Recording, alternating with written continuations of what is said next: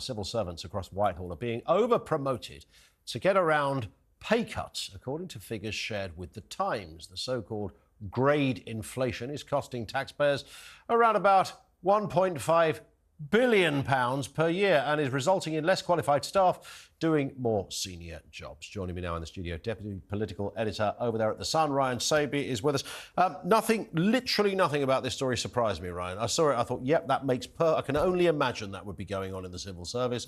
We don't know what to do, so we want to give you a pay rise, but we can't. I know what, we'll give you a new title instead, and therefore we get around it. Yeah, these are pay rises by the back door, basically. Yeah. You're there doing your own job. You're looking for a promotion. You know, you may be ambitious yourself, and the only way to get around it is by, you know, with the pay freezes, is to give them sort of a new job title, and you get that grade inflation, and you get the extra pay that way. But the trouble is, you then have a layer of staff who have got the title, but they can't do the job, and that is the problem with the civil service, and that is sort of symbolic throughout the whole system. Yeah, and nobody loses their job in the civil service, it seems. You know, as a mate of mine who worked within it said, you know, you've almost got to commit second-degree murder to get fired. And he was giving me sort of examples of some of the things they found. I won't say which department and whatever, but, you know, things they found people doing or not doing, as the case may be, who somehow were never...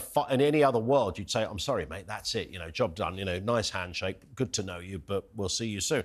But people just curiously promoted and moved into different positions and given a new title as if it makes everything go away. And, of course, a good civil servant is... I know we like to have a pop at civil servants. You know, there are some good ones there, clearly, who really know their territory and they're worth their weight in gold. But there is also this huge sea of mediocrity that hangs around, and people getting paid impressive six-figured sums and an equally impressive title with no discernible qualities to do it. Yeah, if you want to, and you want to have a career where you're nicely paid, you get a good pension, decent holidays, you can just go in there and almost, just get lost in the system and take the money and what have you. But on the other hand, you've got this sort of, maybe I say young, they could be all any age, but they're ambitious people, and they see the lure of the private sector. And if they do want to be kept on in the civil service, you know, they're going to have to get some sort of pay rise. You're not going to hold on to young, eager, keen 20, 30-somethings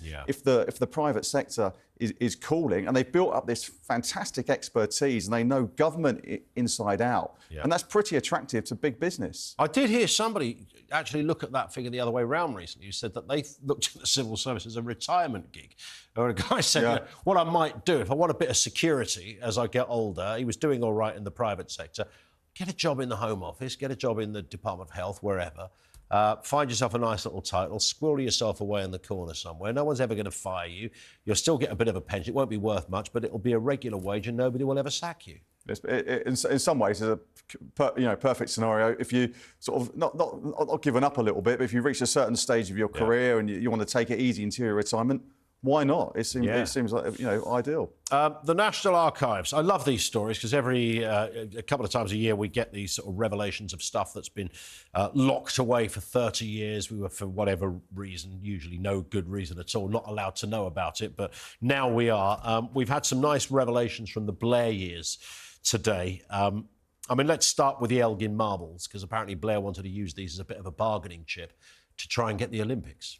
I find it incredible.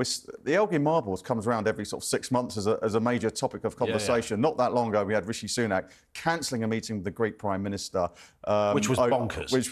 Which was utterly crazy. I think maybe Rishi Sunak or Downing Street aides thought this was a big sort of totemic sort of argument that people were going to have. It sort of really creates that patriotism, like the Falklands or Gibraltar. But it's the Elgin marbles. It's not. I think they were sort of trying to tap into something that just wasn't quite there. And George Osborne yesterday, he said that he's now chair of the British Museum, saying that some sort of loan deal can be done on those Elgin marbles. But Blair thought the Elgin marbles could be done, come up with, be part of some sort of deal to get the Olympics. So, if you took a picture of the Elgin marbles on a clipboard around towns of the UK and said, what are they? But most people have no idea. No. I mean, I think there was a point in all of our lives we actually thought they were marbles. Yeah, no, quite. Those little things we used to play, Yeah. but kind of just old versions of that. Yeah. But they are, well, we can see what they are there. I know that's not the official name, is it, the Elgin marbles? The Pantheon sculptures. That's correct, that's the one. And Ed Vasey was talking to talkTV earlier, former culture minister. He chairs an organisation that was looking at how they can be sort of repatriated. But actually what Greece would offer us back would be quite substantial artefacts that have never been seen in this country before on loan. And it's probably worth doing. I mean, is that a battle you want to die on that hill over? I think just go along with it. As long as I think, you can save face and not give everything over to Athens, I think what's the problem? Let's just be grown up about it. The best story ever, and I couldn't believe it when I woke up this morning. I couldn't eat my cornflakes fast enough reading this because I wanted to tuck right into writing something about it. And that was the fact that the Labour government had considered some pretty tough measures on immigration. Now, I appreciate this a different set of characters. It's Starmer, it's not Blair or Brown or whatever, but nonetheless, it's the Labour government were considering things that they've spent the last 10 years getting hysterical, squealing about, condemning the Tories for being uncaring, not understanding the plight of migrants, etc.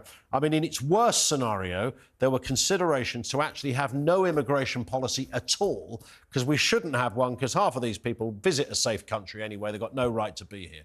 They weren't rubber stamping anywhere near as many people who get through now. And they even considered sending people to the Isle of Mull to be processed. This is the same party that are telling us the Tories are uncaring and haven't got it right. That's right. And it was only a couple of weeks ago that Keir Starmer was asked about this, and he wouldn't rule out some sort of system of offshoring where you could process people abroad at some country, and then they could come back here if they get the green light. But a lot of other countries in Europe are thinking about this. Germany, Denmark, are all going through the process of how can we, create some kind of deterrent to stop people from coming here. But it does seem strange that you had Blair and the likes thinking up these policies before they're even fashionable. Yeah, I mean, Jonathan Powell was right. He couldn't stop himself, Powell, it seems. He was coming up with a new one every day. They were spooked by those 2002 figures, I think, where it was about 89,000 people. And it's never really been matched. It got close in 2022, but I think it was that, and they thought they've got it. As it turned out, they didn't have to. But nonetheless, they were considerations. And I think it broadly shows us that, all governments do consider these options, even if they might not be palatable to their electoral base. And it's a tough problem to solve. And I think the problem for Tony Blair was that he came up against a problem, something called the European Convention of Human Rights. Correct, yes. So, this problem has been long-standing, and every government will come up with a list of, what they feel is solutions, but ultimately come across a brick wall.